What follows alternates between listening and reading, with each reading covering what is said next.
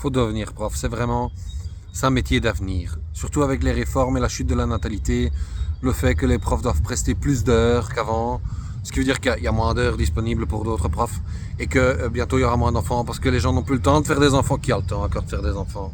Moi j'en ai fait 2. Mais ça c'est pour une autre vidéo. Donc, ce que je voulais dire, c'est dans l'enseignement, tu dois te méfier parce que parfois les directions ne sont pas tout à fait claires et tout à fait nettes sur les postes qu'elles te postulent, hein, qu'elles te mettent en ligne. Hein. C'est-à-dire que tu as ce qu'on appelle les postes temporaires et les postes définitivement vacants. Le temporaire, tu le veux pas. Non, tu veux pas des postes temporaires parce que ça veut dire qu'un autre prof, on ne sait pas où il est. Il est malade, il est détaché, il est dans l'espace, mais il est nommé sur cette heure-là. Il est nommé et il bloque la place. Et il doit être absent du poste pendant 5 ans et plus encore. Ça dépend du détachement, ça dépend s'il a un pot maladie à vider, ça dépend bref de plein de choses. Il doit être absent pendant 5 ans et plus pour libérer la place. T'essayes ça dans un autre secteur, ça n'existe pas. Hein. Tu quittes ton poste pendant plus d'1 an, on te dit basta, hein, tu as peut-être droit à une année académique ou une année sabbatique et c'est tout. Hein. Et encore, ça c'est quand tu as de la chance. Non, dans l'enseignement, une fois que tu es nommé, allez, tu peux partir 5, 6, 7, 8 ans peut-être.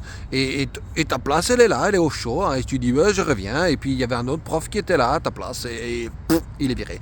Donc temporaire, tu veux pas, parce que ça c'est en gros, c'est être intérimaire, hein, temporaire. Hein.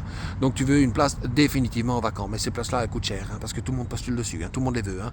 Et là, tu as intérêt à avoir le titre requis, avec le titre pédagogique requis, parce que là, tu vas être prioritaire et c'est le seul moyen de pouvoir rentrer en compétition. Hein, sinon, non. Et après, tu te dis, voilà, j'ai un poste définitivement vacant. C'est bien, je vais pouvoir être nommé dessus. Attends, attends un peu, mon neveu. Il faut avoir une certaine ancienneté dans l'école et dans le réseau de l'école et sur la fonction que tu exerces. Imagine, tu donnes cours d'histoire. Hein, je prends toujours histoire parce que je suis historien. Mais tu donnes cours d'histoire aux grands et aux petits. C'est pas la même fonction, hein, c'est pas la même ancienneté. Ça veut dire que tu pourras pas être nommé en même temps chez les grands et chez les petits. Hein.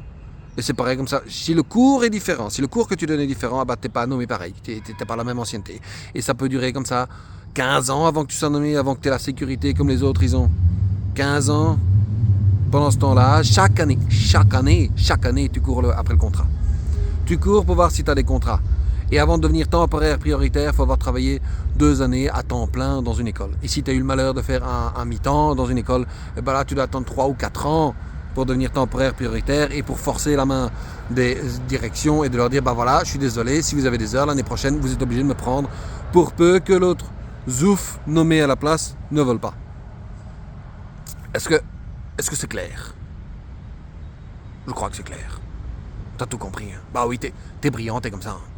Allez, à plus.